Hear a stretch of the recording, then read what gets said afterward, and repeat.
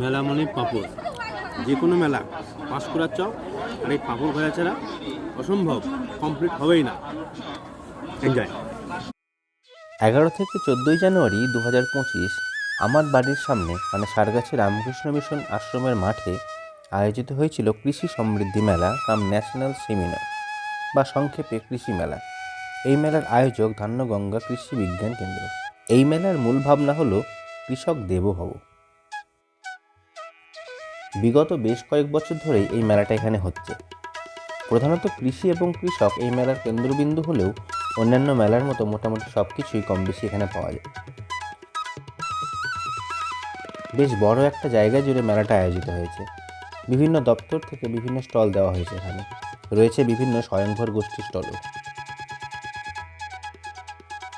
মেলা প্রাঙ্গণের মাঝ বরাবর সেন্ট্রাল স্টেজে হচ্ছিল বিভিন্ন কালচারাল অ্যাক্টিভিটিস। মেলার এই 4 দিন ছিল বিভিন্ন রকম প্রোগ্রামের ব্যবস্থা।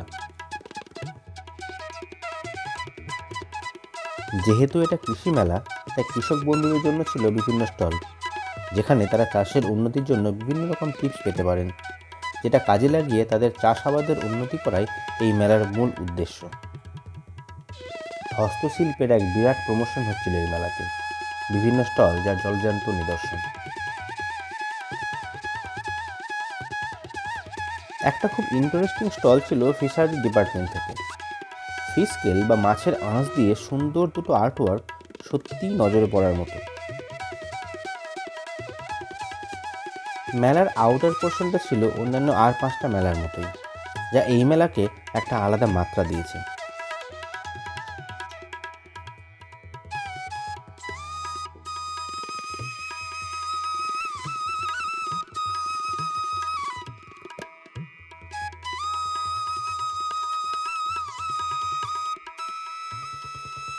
যে কোনো মেলাতে এই পোর্শনটা না থাকলে ব্যাপারটা ঠিক জমে না। মেলা মানে সেখানে থাকবে হরেক রকম জিনিসের সম্ভার।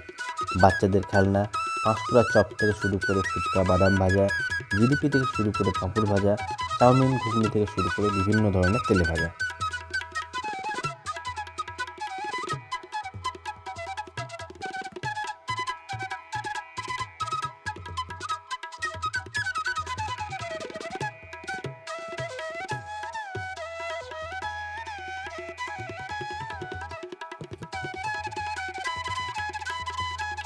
সবশেষে একটাই কথা বলবো, মেলাটা সত্যি দারুণ এনজয় করেছি। আজকের ভিডিওতে এই পর্যন্তই, পরে আবার দেখা হচ্ছে। আজকের মতো টাটা।